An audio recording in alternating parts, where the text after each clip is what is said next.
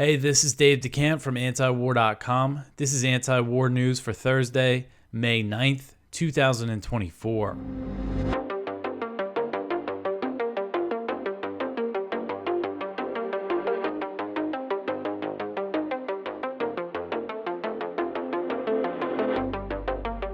All right, the first story at the top of antiwar.com today: Israel tightens starvation blockade on Gaza.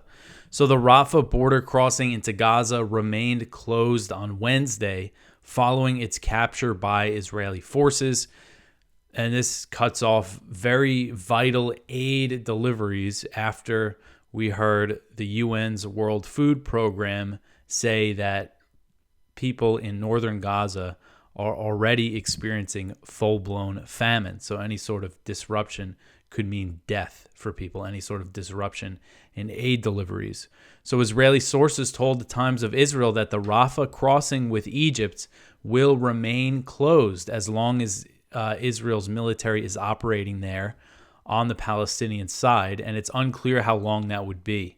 Remember, there was that report from Haaretz that I covered yesterday that said the plan is to eventually transfer control to a private U.S. security firm. It's not clear when that'll happen or if that will actually happen.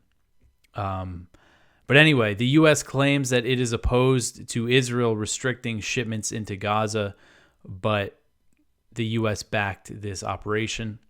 And Israel claimed on Wednesday that the nearby Kerem Shalom crossing that connects Gaza to Israel, it's not far from the Rafah crossing. But Israel claimed that it was reopened. They shut that down after a rocket attack hit a base, an Israeli military base in southern Israel, and killed 4 Israeli soldiers. There's this idea that the rocket attack targeted the border crossing, but it targeted a military base. But anyway, they claim that they reopened it on Wednesday, but both the U.S. and the UN said that no aid entered Gaza via Kerem Shalom since there was no one to distribute the aid there, and there are active military operations in the area. And Gaza border officials actually said that 6 of their employees came under fire when trying to approach the border crossing there. So right now, only the northern Erez border crossing remains open, and only a small number of trucks have entered. Israeli authorities said that 60 aid trucks came through the Erez crossing on Tuesday, and they've been known to inflate the number of trucks that have actually entered with, packed with aid. But still, 60 aid trucks in one day. It's just a fraction of the 500 that aid groups say that they need as a minimum, and that level has not been reached since October 7th. So again, when you have a population this vulnerable, these delays could be catastrophic. And one big point here is that Rafah has been the only entry point for fuel, which is needed to deliver aid and power hospitals and for other humanitarian purposes. The UN's Child Relief Agency, UNICEF, said the closure of the Rafah crossing threatens the entire humanitarian relief effort. UNICEF spokesman said, quote, "With that crossing now being closed, our whole humanitarian operation on the ground is compromised. If the crossing is not urgently reopened, the entire civilian population in Rafah and in the Gaza Strip will be at greater risk of famine, disease, and death," end quote. So an interesting thing happened, and I saw a few people point this out in the comments yesterday. The same time that Israel took control of this border crossing, the U.S. said that the aid pier was complete. The construction is complete. They said there were some weather issues, so it's not really clear when aid is actually going to be delivered from that pier, which that whole project, it's a very suspicious, the whole thing seems very suspicious to me, because you have the U.S. go ahead and build that pier that costs $320 million, and that they're expecting it only to be able to take in between 90 and 150 aid trucks. When the U.S. could have pressured Israel to open more land crossings, which is by far the more efficient way to go. So there certainly could be ulterior motives there when it comes to the pier. And that's another thing with that. If they do start making deliveries, that's going to put U.S. troops very close to the coast of Gaza, and that's always a potential risk of a tripwire, really, for an escalation. So I think this is really important, this aid stuff. It doesn't seem like it's getting much attention, because we've had the U.S., all this talk about them being against Israel restricting aid, and then they go ahead and essentially give the green light for Israel to capture this border crossing. All right, so the next story is what most people are talking about now. Biden says that he will stop sending bombs to Israel if it escalates in Rafah. Excuse me. So President Biden told CNN on Wednesday that the U.S. would stop sending heavy bombs to Israel if its military launched a major invasion of Rafah, and acknowledged that Israel has been killing civilians with U.S.-provided munitions. So these comments mark the first time that Biden appears to be putting conditions on U.S. military aid to Israel, but it might be, too little too late and not really make much of a difference. I mean, all the way up to this point. And a day earlier, a U.S. official told the Washington Post that Israel already had enough munitions supplied by the U.S. and other countries to launch a full-scale assault on Rafah if it chooses to do so. So they already have all the bombs that they need, for the attack. So I found that thanks to Aaron Mate. He tweeted out a portion of that article. So in the interview, President Biden claimed that Israel had not gone into Rafah. He's claiming that they didn't really invade the city, and we've seen Israeli claims like this as well. Even though there was this operation to capture the Rafah border crossing, they ordered the evacuation of eastern parts of the city, and they launched heavy airstrikes in the city, killing dozens of people. But that doesn't count for Biden.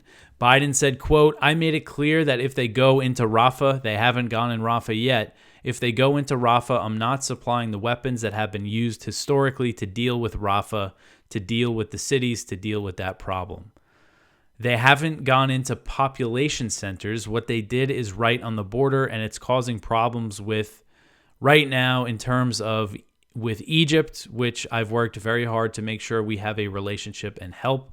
I've made it clear to Bibi and the War Cabinet they're not going to get our support if, in fact, they go on these population centers," end quote. So it's a little jumbled what he said there, but what it sounds like he's saying is that there was problems. This is causing problems with Egypt. Egypt did not want Israel to take this area, but he's saying he worked it out. So, again, it just goes to show how involved the U.S. is in kind of signing off on Israel taking the crossing, and they probably played a big role in working it out with Egypt. So this interview came after U.S. officials said that the Biden administration had paused a shipment of 2,000-pound and 500-pound bombs that was bound for Israel. So if you remember earlier in this week, there was that Axios report that said some ammunition was delayed. It was not specific, and it didn't give a reason. And I was very skeptical of it. Apparently, it was a bomb shipment that they paused last week.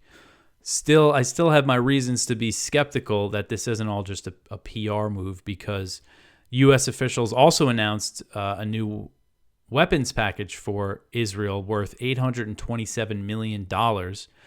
And that's using the new aid that the U.S. that President Biden just authorized from the $95 billion foreign military aid bill.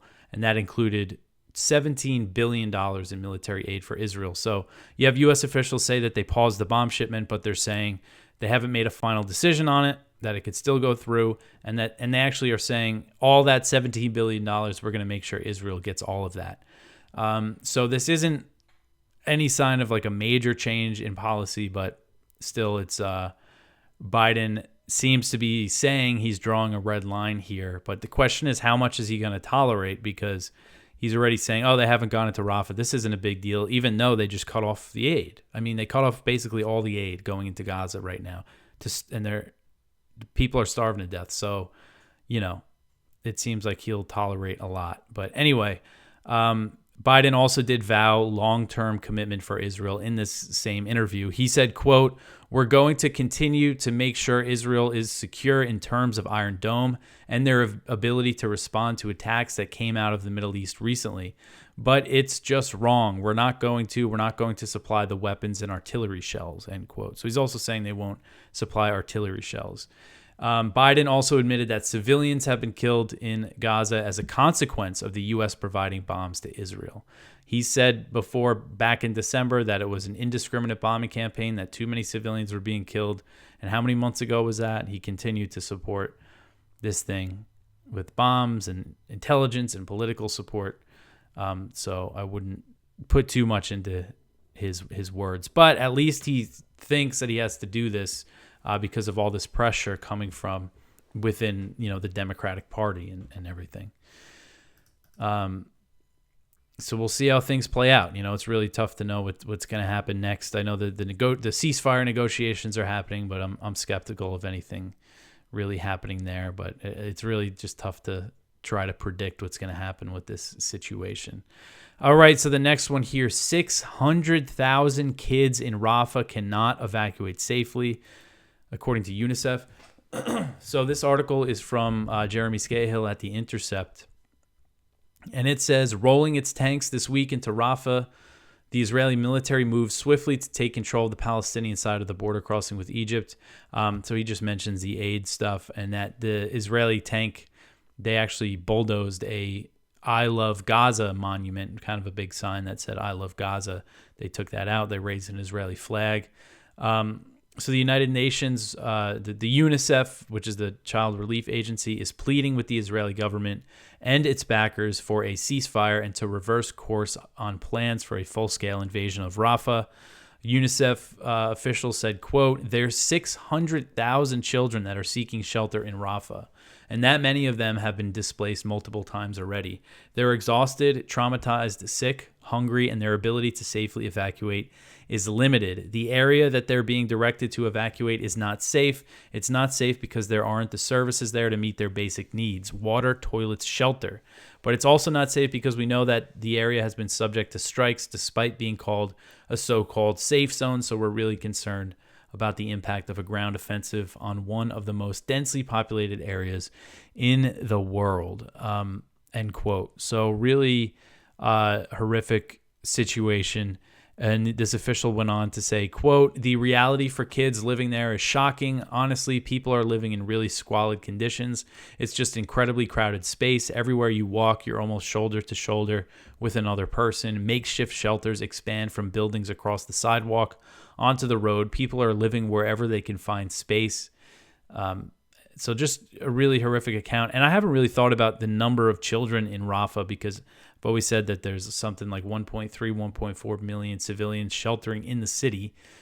And of course, a large number of them are children because almost half the population of Gaza is children. And you see this picture here, kids packed onto a truck to evacuate Rafah. It's just such a horrific situation for the children and their families and parents that have to take care of them.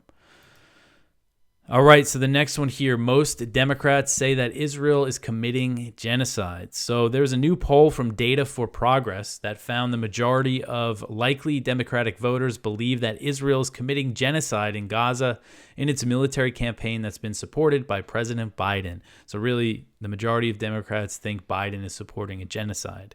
When asked if they believe Israel was committing genocide against Palestinians in Gaza, 56% of Democrats said yes. Also 36% of independents and 23% of Republicans also said yes. And this is a idea that's been totally rejected by Biden. I think that this does go to show how this issue is going to impact him in November. Although, it's sad to say that I'm not sure if people thinking Biden is supporting genocide means that they're not going to vote for him. So the poll also found that 55% of Democratic voters disapprove of the crackdown on students protesting against the genocidal war at college campuses across the country. And that's another position that puts them at odds with President Biden, who has strongly condemned the demonstrations and he's backed the crackdown. The poll also showed an increase in support for a ceasefire in Gaza among all respondents. It found that 70% of all likely voters supported the idea of the U.S. calling for a permanent ceasefire in Gaza and de-escalation. That's up from 67% when they released a similar poll back in February. So that 70% includes 83% of Democrats, 65% of independents, and 56% of Republicans. So the majority of all the categories, just goes to show. Biden also, again, he's refused to call for a ceasefire that is not linked to a hostage deal. All right, so the next one here, Netanyahu implored Qataris to continue funding Hamas in 2018 letter. So this article is from Connor Freeman at the Libertarian Institute. As Israel's war on Palestinians living in the besieged Gaza Strip continues escalating, a secret 2018 letter penned by Prime Minister Benjamin Netanyahu to the leadership in Qatar exposes Israel's diplomatic efforts to ensure tens of millions of dollars would reach Hamas every month. The decades-long policy of Netanyahu's Likud party to directly and indirectly fund Hamas has been well documented by the U.S. and Israeli press. And Scott Horton and Connor wrote a very extensive article about this, right after October 7th, I think it was titled, Netanyahu's support for Hamas has backfired. So in this letter, Netanyahu implored the Qatari government to send Hamas another major cash infusion. According to Ynet, Qatari funding for Hamas between 2007 and 2014 was conducted largely without international oversight, but following Israel's 2014 war on Gaza, the transfers were carried out with a new system worked out by the U.S., Israel, the UN, and Qatar, ensuring that Hamas was provided with $30 million per month, ostensibly to cover fuel costs, welfare payments, as well as government salaries. Until 2018, the payments were cleared with Israel and the illegally occupied West Bank's Palestinian Authority. And Connor just mentions how the PA is essentially, kind of a puppet that is backed by Israel to an extent and the U.S. So apparently the PA didn't want the funds to keep going to Hamas, the Palestinian Authority. The Mossad official charged with cracking down on the funding of terrorism until 2016 told Ynet, quote, "The PA said it would no longer agree to fund Hamas, and rather than let the terror group collapse, Israel decided on an alternative route for its funding.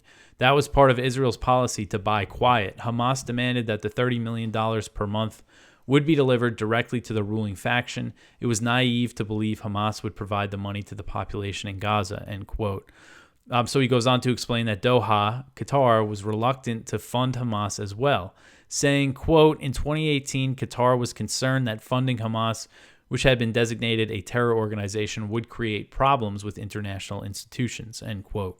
So this is important, obviously, because of just the fact that it shows, this evidence of Netanyahu supporting Hamas and his strategy, which has been spelled out both by him and other Israeli officials, was to keep separation between the Palestinians in Gaza and the Palestinians in the West Bank to prevent the creation of a Palestinian state. And he's been very explicit recently that that's something he did and continues to work to prevent. But what I find interesting too is that Qatar, one thing that you see, or Qatar, whichever you prefer, but one thing that you see in the U.S. from hawks in Congress is this idea that Qatar, so they're hosting these Hamas leaders. We got to cut off Qatar and everything, and kick the Hamas officials out of Qatar. But they have a diplomatic office in Qatar because the U.S. wants Hamas to have a diplomatic office in Qatar, and Qatar has said multiple times that they would kick them out, that they wanted to get rid of them. Recently, they kind of said that they were fed up with all this heat that they're getting from both American politicians and Israeli politicians, so it's just interesting that in a lot of cases they're doing these things kind of under pressure from the U.S. and Israel when they don't necessarily want to be doing them. So people say that it's good to have a diplomatic channels, but people just want to kind of portray this false picture of kind of the relationship between Qatar and Hamas. All right, so the next one here, Israel is abandoning captives to hunt for Hamas leaders. So this article is from the Middle East Eye, and it cites Israeli sources, and it says Israel has abandoned its goal of freeing the captives in Gaza, instead seeking to establish a long-term presence with its Rafah ground offensive and pursue top Palestinian leaders, Israeli military officials have told the Middle East Eye. Speaking on the condition of anonymity, 3 officers, one of whom is serving in Gaza, questioned Prime Minister Benjamin Netanyahu's strategy in the ongoing war, which has killed at least 34,800 Palestinians. One officer told Middle East Eye that the government's aims were unclear as the objectives of rescuing captives and destroying Hamas had collapsed. The officer said, quote, Netanyahu's operation in Gaza are fundamentally aimed at hunting down Yahya Sinwar, end quote. He said that the war had become personal for Netanyahu. So apparently this officer is saying that Netanyahu is obsessed with getting Sinwar, the Hamas leader. And that I think it's fair to say, getting the hostages was clearly never Netanyahu's priority, because if it was, then he would agree to the, permanent ceasefire and withdrawal to get the hostages. And he said, even if there is hostage deals and they free them, they're going to continue and keep going. So this is just interesting that they have these Israeli sources who are saying this. All right, so the next one here. Kataib Hezbollah calls for the U.S. to leave Iraq. So on Tuesday, the Iraqi Shia militia Kataib Hezbollah renewed calls for the U.S. to leave Iraq, as it appears there has been no progress on a withdrawal in negotiations between Baghdad and Washington. Abu Ali al-Askari, a spokesman for Kataib Hezbollah, said the group, quote, did not perceive the American enemy's seriousness in withdrawing the troops and dismantling its spy bases in Iraq, end quote. And he added that Kataib Hezbollah did not think the Iraqi government was serious about removing the U.S. forces. So the situation in Iraq, we had all the escalations, after October 7th, U.S. bases in Iraq and Syria came under attack hundreds of times. The U.S. bombed Syria, these Shia militias in Iraq and Syria. The Iraqi government was very unhappy about it because these Shia militias are part of the Iraqi military as part of the Popular Mobilization Forces.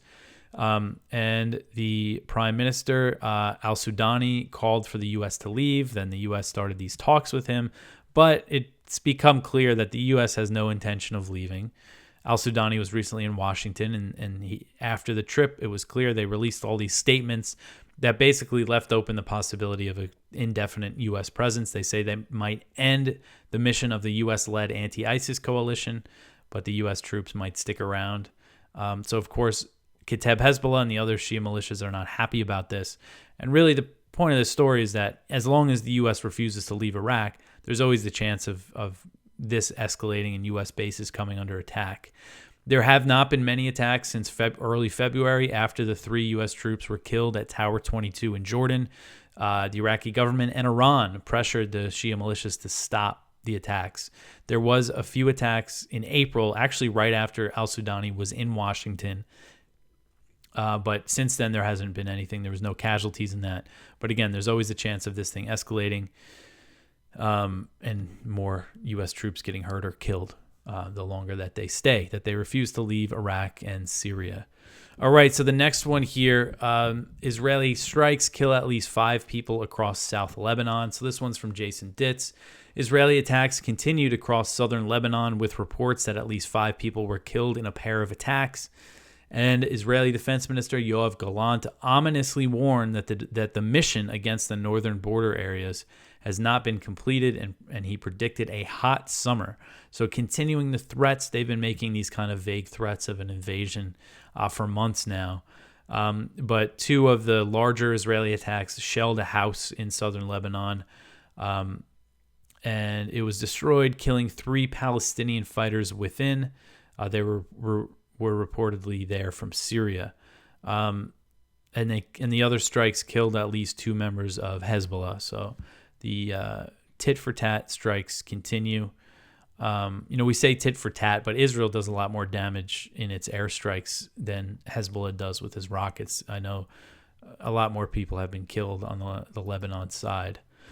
All right, so the next one here, Ukrainian bill allows prisoners to join the military. So the Ukrainian parliament on Wednesday passed a bill that would allow some prisoners to join the Ukrainian military as Ukraine is desperately trying to mobilize more troops.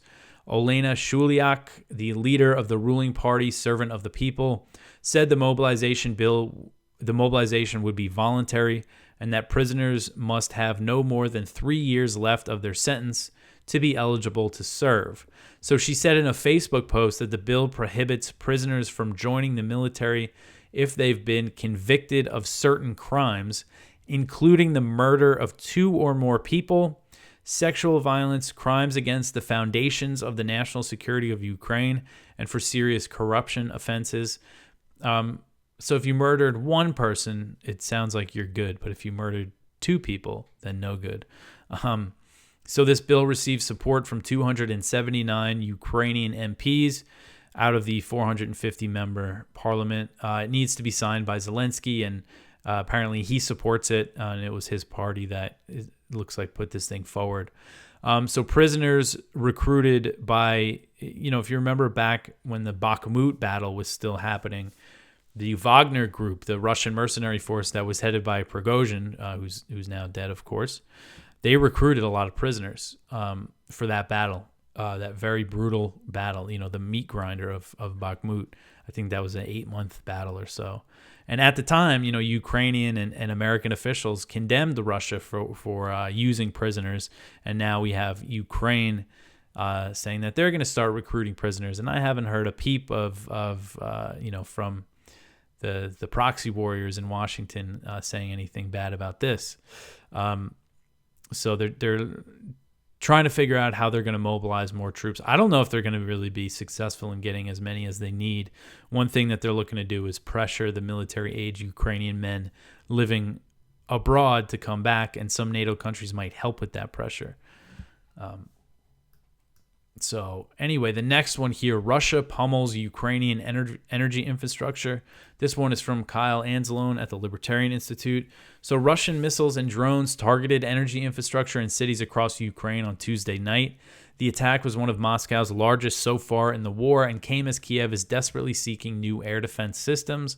According to Ukrainian officials, Russia used 70 missiles and drones during the assault, dealing another major blow to the country's energy sector. The Kremlin said some of the munitions used were the Kinzhal hypersonic missile.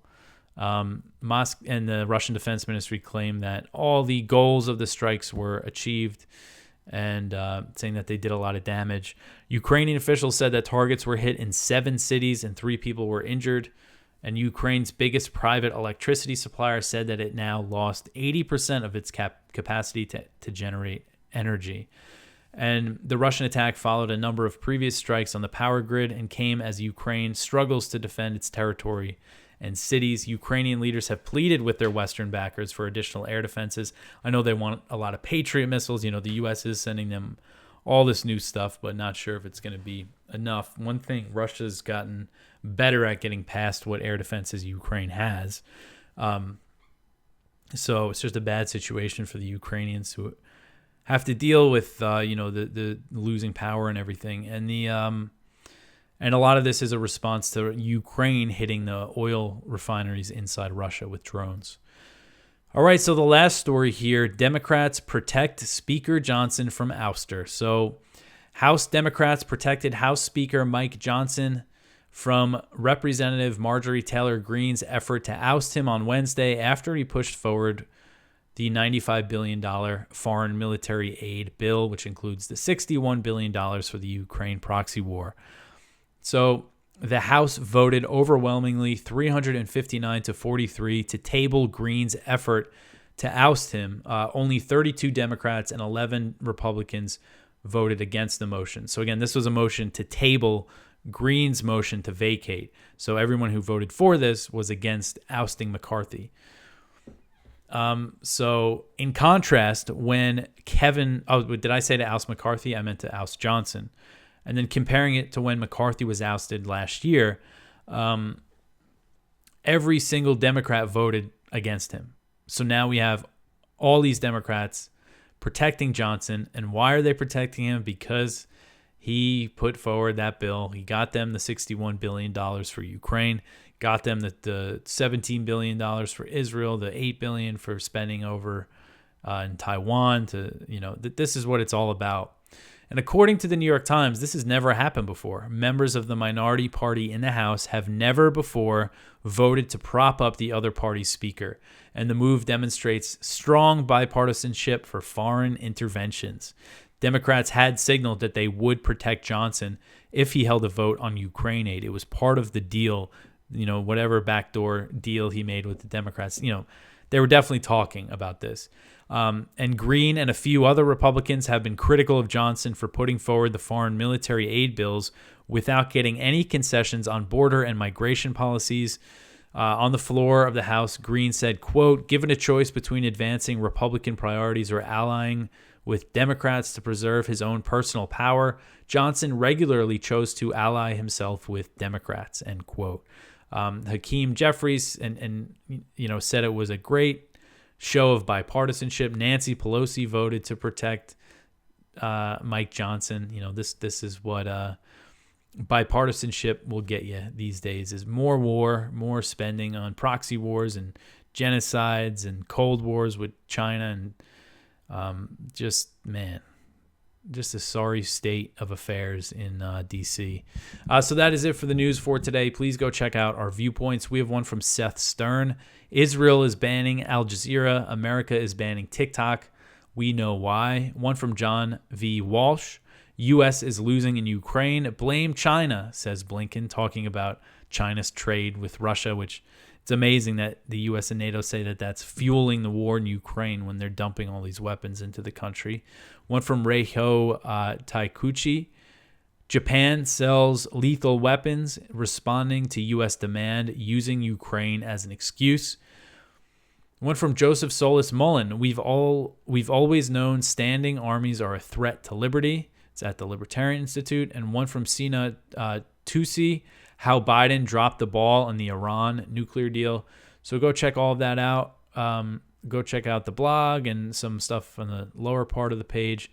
Lots of content at antiwar.com, and we're still doing our fundraiser, so if you could please help us out with that. Antiwar.com/donate. I appreciate everyone who's donated so far.